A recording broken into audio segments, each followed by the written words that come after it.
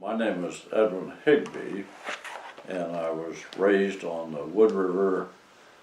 My family worked for the Antler Ranch, and so I was there until I graduated out of Meeteetse School in 1956. The W Bar, that's an old-time ranch in the upper Wood River Valley, and my history of that basically is when Bill Nelson owned it. I worked for Bill just that one summer, and we were living over in the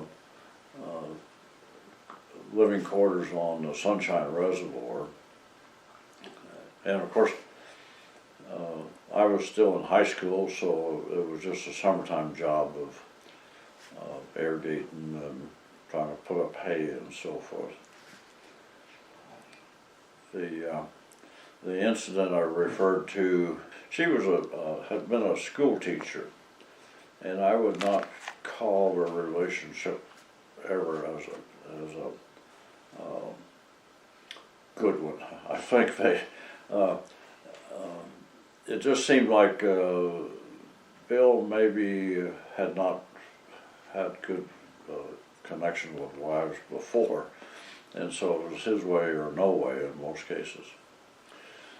But that summer I was working there, another high school kid, it was a couple of years later, behind me in school. We were working over there on the Sunshine part, and we just finished haying on the Sunshine, and was getting ready to move back over to the W Bar. And of course, during this time, we had all these cattle were up on the mountain, and we made a few trips tending the cattle, but not a lot, you know. But at any rate, he was getting ready to move, and I had my baggage all packed because we were going to, and he needed a refrigerator taken out of the house to take to the other house.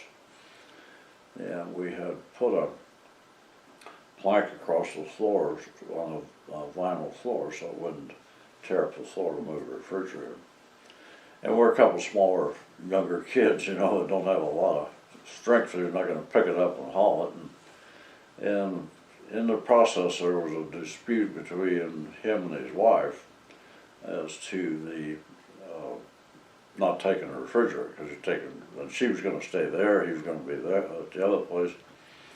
That argument started, and in the process of the argument, then this other kid and I left the house. We went outside and kind of scared little kids with all the noise going on. Anyway, she had went to the bedroom, and we're kind of looking back through the front door, and had this rifle pointing down towards the floor, and he's over here trying to approach her, and of course the conversation was, no, you're not taking it, yes, I'm going to take it, and so he was approaching her, and then all of a sudden there was a gunshot, and that then made us two kids go further. We ran on over into the barn. Then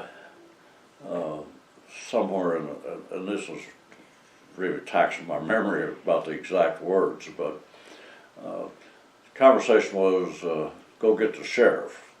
So this kid and I jumped into I had a pickup that I had bought, and so we headed off to town, and sure enough we got to Meeteetse and got the sheriff, and then we said we probably need a doctor, and of course not knowing exactly what happened inside. And but what happened was that in this process he had reached for the rifle, and pulling it to take it away from her, then they went off and shot through his knees or his legs. And it turned out then she tried to put tourniquets on it, which this is all hearsay because after this all happened, there was a lot of court cases going on and on.